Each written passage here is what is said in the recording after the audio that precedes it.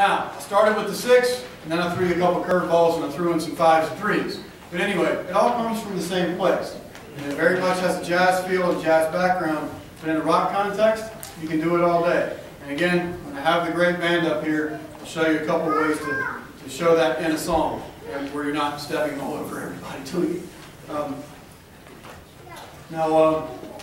There's a couple of different ways to play fills. Obviously, that's one of them. Hand and foot combinations are one of my favorites, where you can get any number of things happening. You know, the big fat triplet. Right? So there's that one. Everybody loves John Bonham. There you go. Right? Okay. So, but there are other ones, and I learned a little bit about like using the number system, like 2s and 3s and 4s and 6s and stuff like that when I went to LA Music Academy. And I started really getting my head around it, and I started also hearing the music. So there's a couple of different ways to do it. So I'm going to start with this. We're going to go with 4s, right? We're going to break it up. You can go. Right? That's a 3 and 1. Or you can make it a 2 and 2. Right? Okay? So let's add a 6. Let's make it a 4 and a 2. Make some combinations.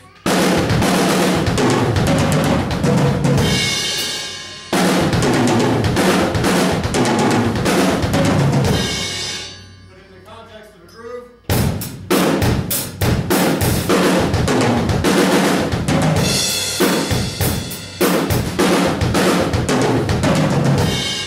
I've got new things to say rather than which everybody learns. Everybody's got to start there. Sometimes that's called for, but we want to look for different things to play. Another rudiment, classic, that helps a lot with this thing is the 4-stroke rough. Right, left, right, left.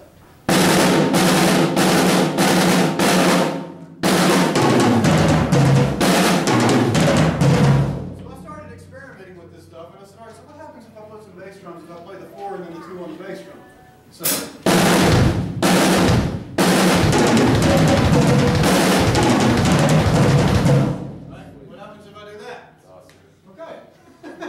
then I can do it, I can do it in a triple field, or I can do it in an even 16th field. So.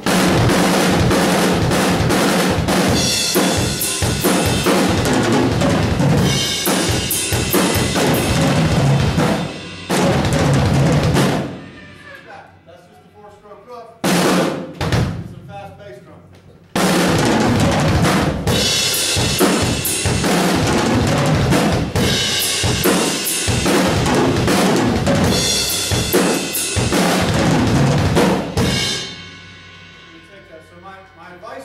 My lesson to you is take it, have fun with it.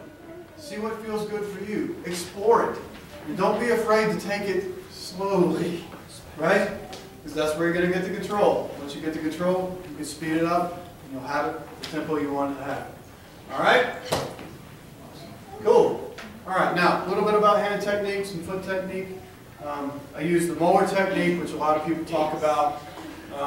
It's a very relaxed technique, into where I'm not forcing everything to happen. I'm letting it happen. I kind of start the thing in motion, and then I let the stick do the work. And the way that works is, it all works off of, and instead of deafening on you guys, where did my pad go? Over here? This here? Yeah. Okay. So instead of constantly digging in, it's like when you bounce a basketball, right? You just send it down and it comes back to your hand. You don't do that. Right? So, I'm going to take the stick, I'm going to start the motion here. Right? And that's what they call the whip motion. Take the whip motion, start it there. I want to let this thing rebound and come back off, just like that. And then, I can send it back down and let it come back off. But instead of going the whole hand, I can just send it down and let it come back off, right?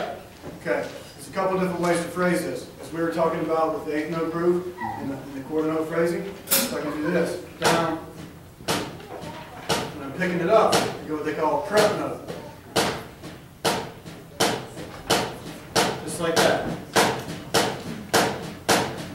can make it into a 3. I'll take it down, I'll stop it short after it rebounds, I'll tap it, and then pick it up.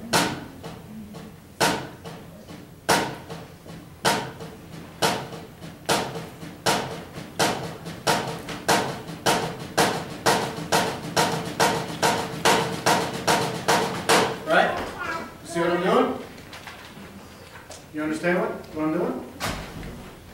Okay, so yeah, it's one motion, but all of a sudden I'm getting 2, 3, 4 notes for the value of one motion. I'm just letting it happen. I can do it with 16 notes too.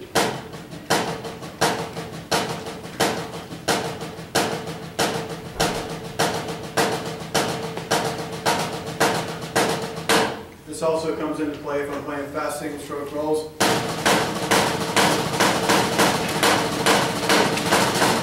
Right? So that's the technique that I use, and it helps me around the kit. The other part of this is, it's a very relaxed technique, so I don't burn all the crazy energy, I don't get stiff, I don't hurt myself, other than blisters.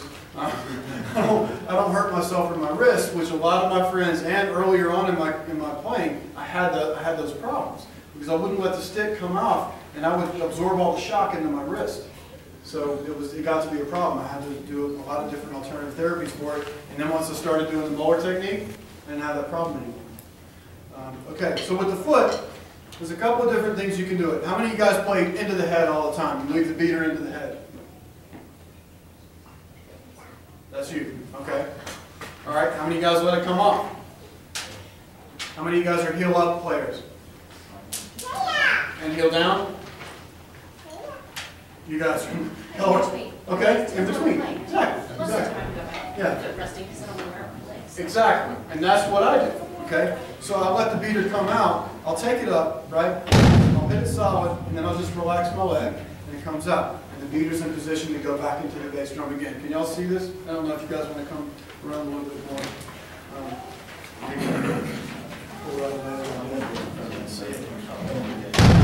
Okay? So I'll take it, I'll pick up my leg, and then the ball of my foot is still on the pedal.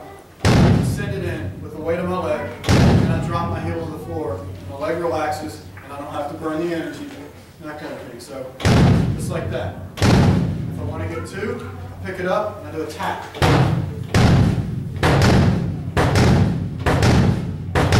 If it's at a different place in the groove, like for instance, say it's here, instead of it's this.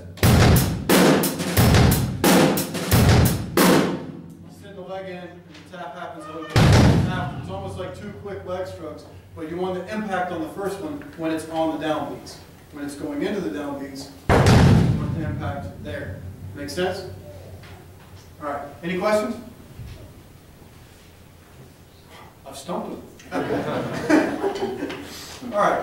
So that's the foot technique that I use, and when I'm doing the fast double thing, sometimes it's triplets, sometimes it's, it's sometimes it's in the 16th note or straight 8th note feel.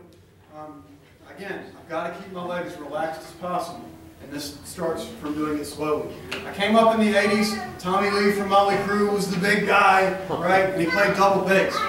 I didn't have double bass. I didn't have money to get double bass. But my band wanted to play Motley Crue songs. So I had to learn how to do this stuff fast with one foot. And it's all about the rebound. That thing where you're sending it in and letting it come back instead of digging in the whole time. That's how I learned how to do this, okay? So, here it goes.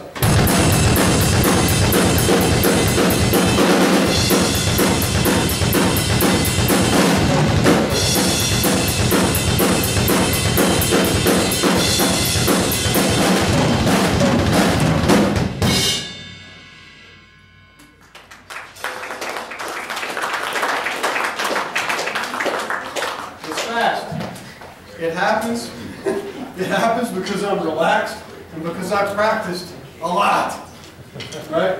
You never get anywhere without any practice. You can have all the talent in the world, but unless you develop it and you practice, it's not going to happen. But anyway, so that's my foot technique. Now, about the relax thing, and this is where this comes into, and this works with the band, this works with everybody. Keep your mind relaxed. Keep your mind open.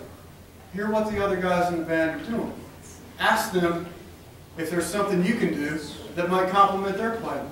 Suggest parts to them if you hear something that you think might work better for the song. But make it an open communication, an open forum for everything that you guys are going to do, because you're in it together. Right? Make sense? Okay. So try and keep your mind relaxed. That'll help keep your body relaxed. And if your body's relaxed, you'll play that way. You'll have a lot easier time getting your ideas out if everything is relaxed. When that tension is there, it works against you. Just keep that in mind, okay?